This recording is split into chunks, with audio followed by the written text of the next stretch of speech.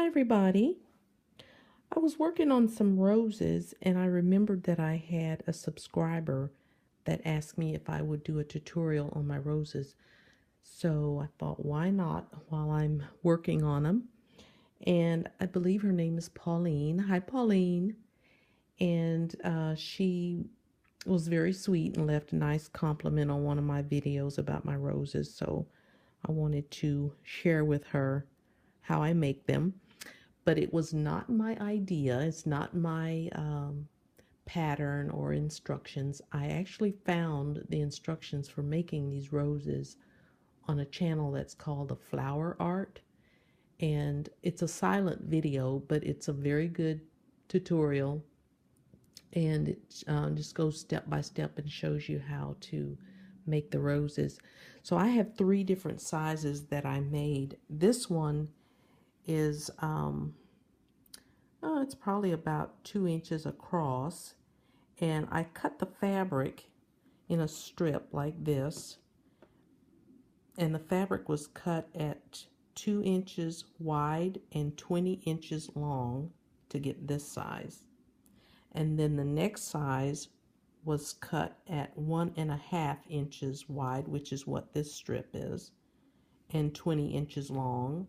And then the small one was cut at 1 inch wide and 16 inches long. So it's just a little example there to show you the different sizes that you can get, and you can certainly, adjust those to whatever size you want. If you like the height of that flower but you want it to be bigger, you just make the strip longer, and so on. So I have a strip here that I cut at 1.5 inches wide, and it's 20 inches long. And I'm going to leave a link for the channel for the actual instructions, the tutorial for the chiffon rose is what it's called on the Flower Art. And the chiffon fabric, I think the reason she uses that fabric is because this is chiffon and it's so pillowy soft, and it has a very nice drape to it. You see how it just hangs there? And so it makes a really poofy, kind of a fluffy kind of a flower, and it's very, very soft.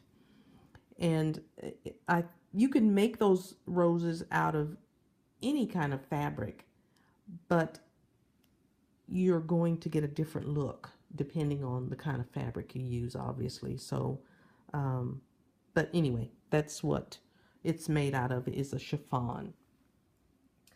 And so my tutorial will be a little bit different from hers because, for one thing, I'm left-handed, so I kind of had to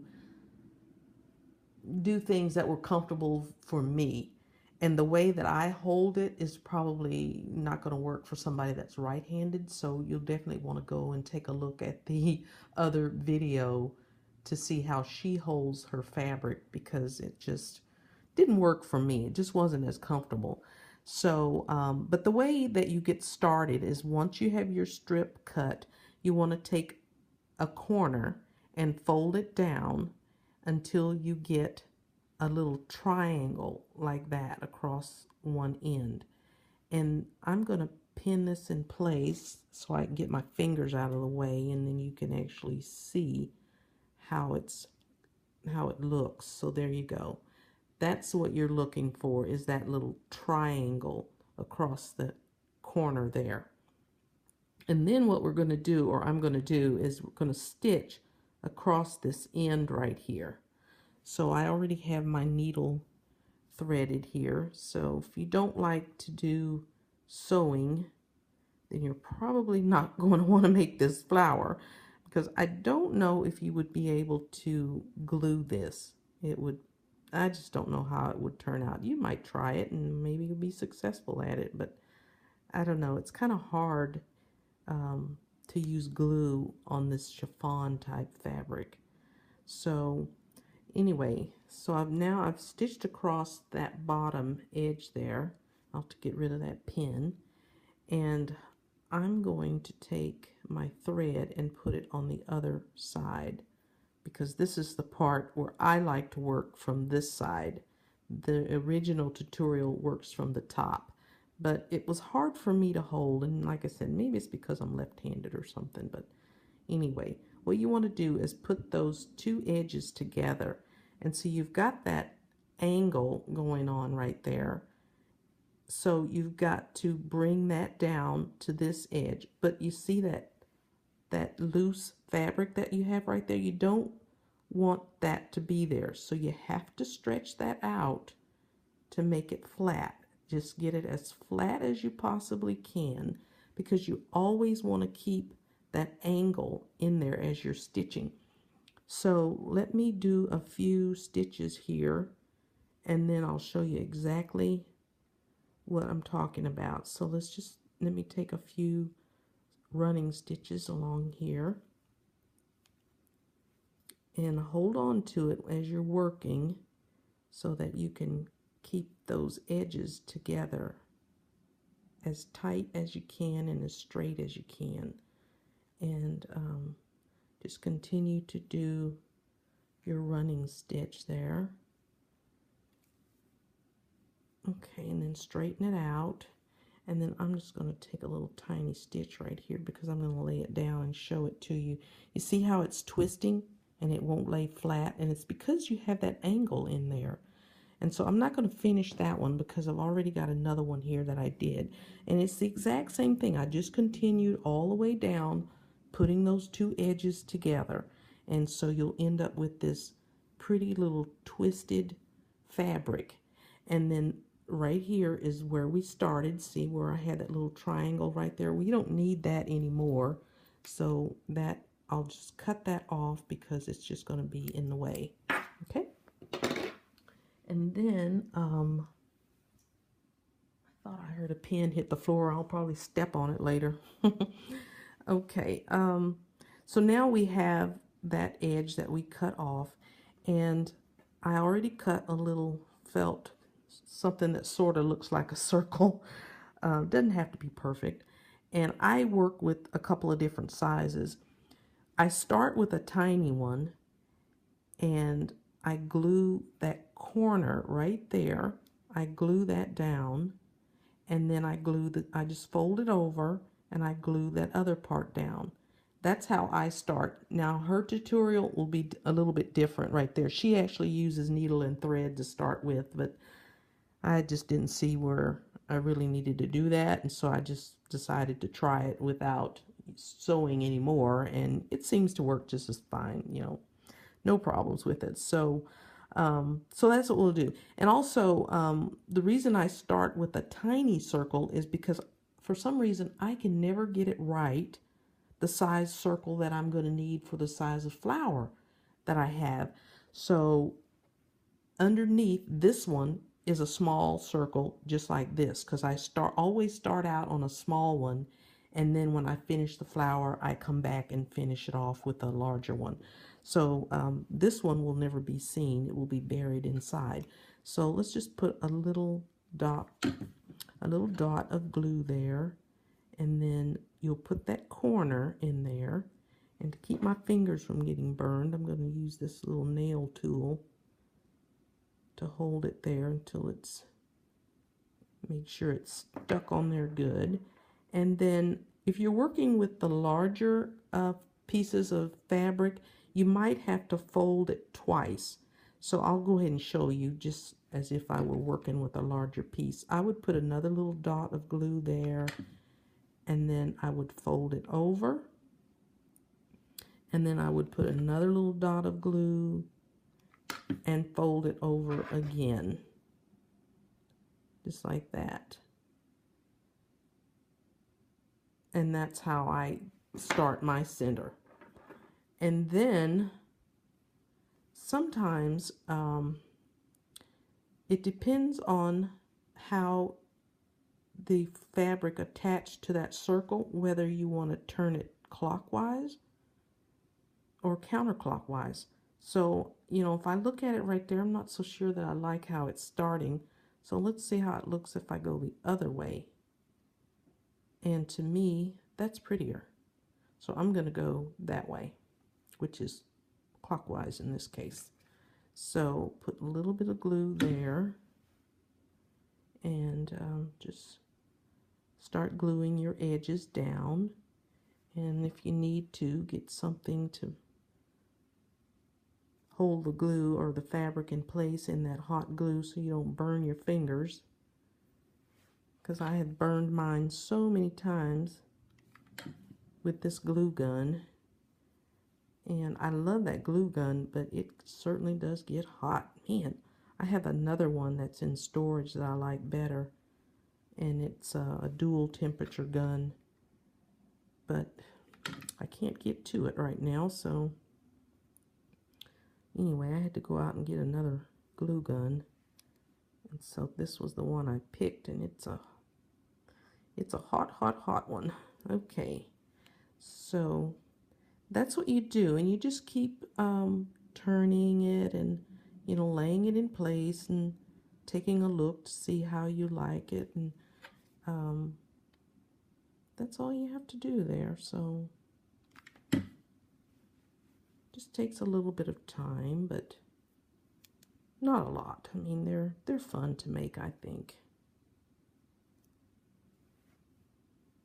So even if you burn your fingers, I think it's worth it, because as long as you don't get a serious burn, of course.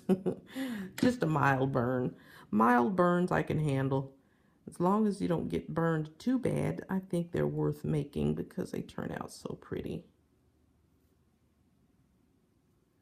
And as I'm going around, you'll notice that I'm going to lose that, you know, I'm going to completely cover up that, well, not completely, you'll see the center of it, but I'll cover up the outside edges of that little felt in there. I don't really like how this one is turning out, so I'm going to push it out a bit, you know, like that. Because if I keep pulling it tight, I don't like the way it's looking, so I'm going to push it out just a bit.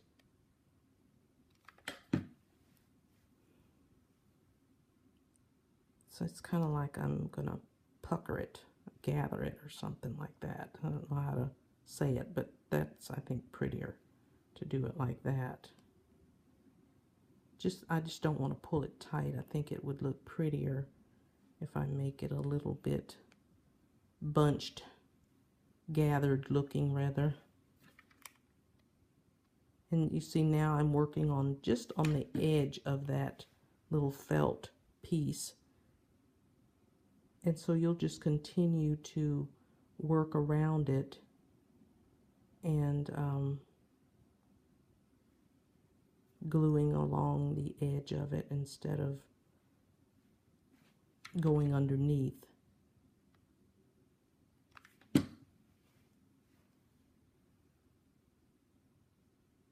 So quiet in here. I need some music playing.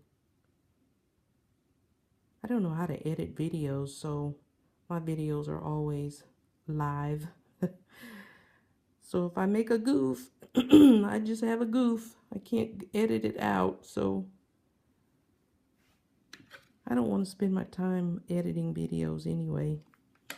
I'd rather spend my time crafting than editing, so you get what you get when you watch my videos, so hopefully you don't mind too much seeing my goofs or hearing my goofs.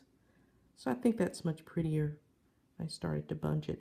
But that twisty effect that you get in the fabric is what makes these flowers, I think, so pretty.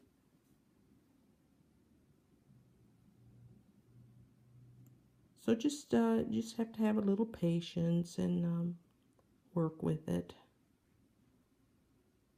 And before you know it, you got a beautiful rose.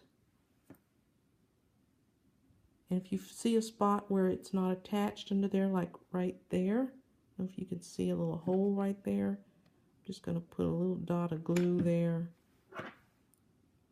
and push it closed. Like that, okay? All right. Ooh, we're almost finished with it.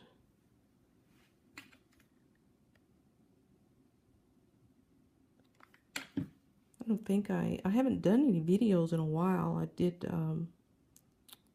gosh, it's been a couple of months, I think, since I did a video. And the reason is because we're always on the move, you know. I'm a little sick of moving, I tell you.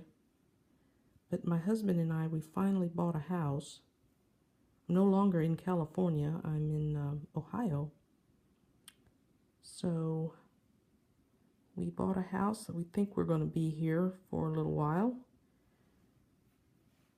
So I can't wait to get our things out of storage and live like normal folks again. It's this corporate apartment living is getting a little old. I'm getting tired of it. Okay, so there we go. See, we'll just put another felt on the bottom there. But didn't it turn out pretty? I think it turned out just lovely. So let's put a little glue on there.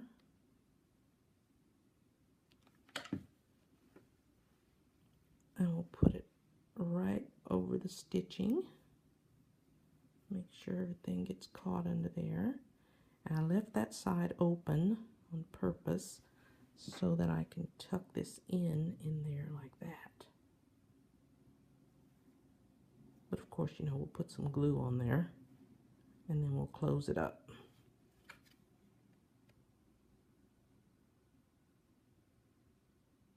Okay.